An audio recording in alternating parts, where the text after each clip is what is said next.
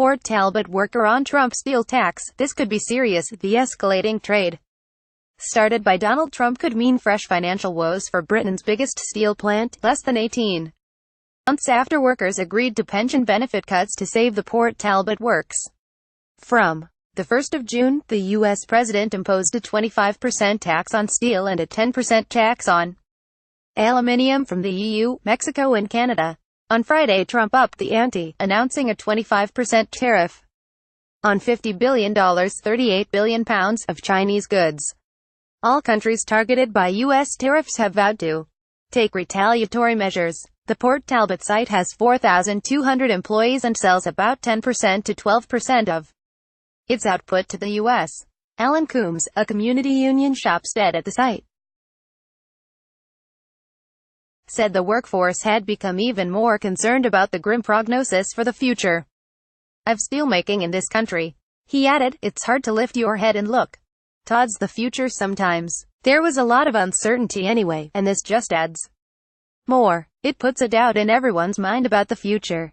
It's pretty simplistic to say things like, we'll just add 25% to the price, because there's a lot of cheap competition out there. It's ironic, because we started looking into the U.S. market a lot more when the Chinese were dumping their steel here.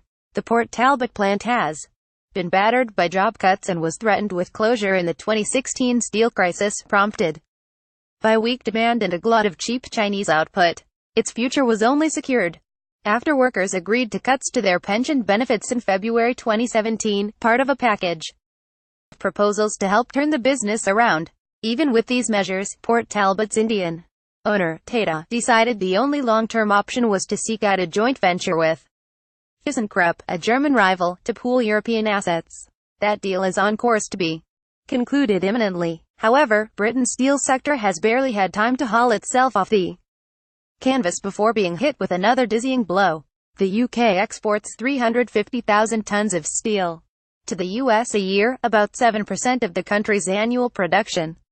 Most of this is high-value and specialty steel, with an average price of €1,400 (£1,200) a ton.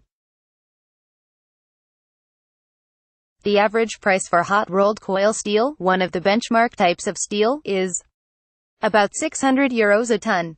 The U.S. tariffs apply to a wide range of steel and aluminium products such as sheets, plates, bars, pipes and semi-finished products.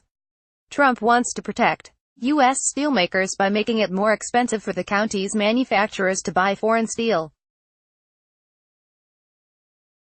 UK Steel has said that Trump's tariffs would leave about 20 metric tons of Chinese steel needing to find a new home to go to. Coombs said, "The big concern is that it will encourage China to start dumping steel on our doorstep again. The last time we saw stuff like that we went down to one blast furnace. So, it's a worry, of course." The Welsh steel worker said it was too soon for the trade charges to have made an impact, but added, "The fear among the guys is that it's just around the corner. Everyone in Port Talbot is very of how serious this could be." The GMB union this month said the parliamentary constituency of Aberfan, home to the Port Talbot site, was most at risk from Trump's tariffs. The union outlined the importance of the industry to Britain, saying it supports more than 34,000 jobs, with annual wages of more than £1 billion, and £230 million paid in tax and national insurance contributions. Stephen Kinnock, the Labour MP for Aberfan, said the Port Talbot works was the beating heart of the community. He added, "The tariffs are potentially a hammer blow, but the community and the workforce is resilient." It's been met with a big shrug, as if to say, people continue to let us down and not stand up for steel. The people of Port Talbot just put their heads down and keep going. The works is in a better position than it was a few years ago, but it is still very fragile and very precarious. Even though the economic outlook is improving, people are just about keeping their heads above water.